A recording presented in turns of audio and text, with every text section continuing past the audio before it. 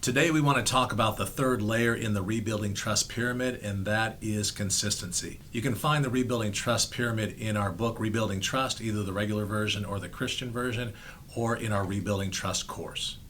If you remember, we've been talking about the Rebuilding Trust Pyramid, and the first layer was honesty, followed by the second layer, which is safety, and now we're talking about the third layer, which is consistency. An important thing to understand about the Rebuilding Trust Pyramid is if you take one of those ingredients of trust out, say you take honesty out or safety out, the entire thing falls apart. So you really have to be diligent about keeping those other layers in place. What we'll say about consistency is that it's probably the most important component of rebuilding trust, because it's the consistency over time that you do things that create safety and that you are honest that will create the trust. And without consistency, your recovery plan is basically useless. So let's keep it real. Actually, you are consistent. You've just been consistently doing things to hurt your partner and consistently doing things to make her feel unsafe. So we've been doing consistency. We've just been doing the wrong consistency. So they consistently believe that we're going to lie, that we're going to not do the right thing. So we're talking about what kind of consistency, and that is recovery-focused consistency. How do you keep track? There's different parts. First part is sobriety. What am I doing to create sobriety and make sure that my partner knows that I'm sober? Second part is relational recovery. Obviously, that's huge because that's what was damaged. The third part is what we call group work.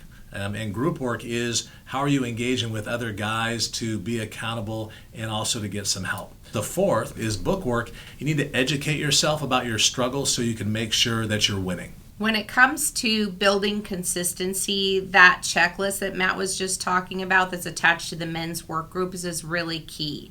And the reason why is it's all about creating new healthy habits for yourself and for your relationship.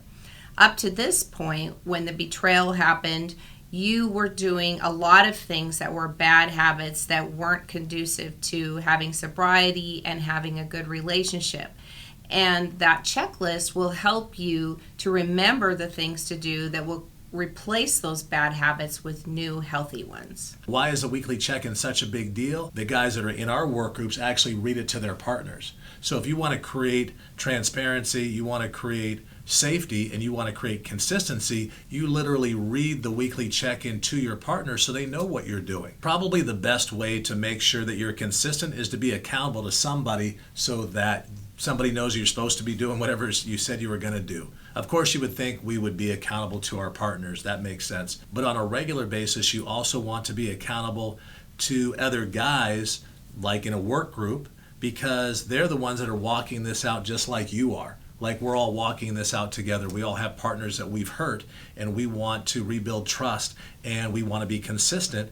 And it's hard to do that because there's so many different things you need to do. So it's really important that you make sure that you find somebody to make sure that you can be accountable on a daily and weekly basis so that you can change your behavior and you can rebuild the trust. You'll be a lot more likely to do a behavior if you know someone else is watching. If it's just you, you might just say, oh, well, I didn't do the good communication exercise today. Oh, well, I looked at sexually stimulating images. But, if somebody else is going to notice that you aren't doing things you're supposed to, or you are doing things that you're not supposed to do, you'd be a lot more likely to make sure that those things do or don't happen. So if you want to rebuild trust in your relationship, honesty, safety, and consistency are key. Thanks for watching. If you like what you saw, go ahead and hit the subscribe button below. Or head over to becomingwellinstitute.com to learn more about trauma, addiction, intimacy avoidance, and other related topics, take a free assessment, or set up a consult with one of our trained professionals. Let us help you keep your journey towards becoming well going.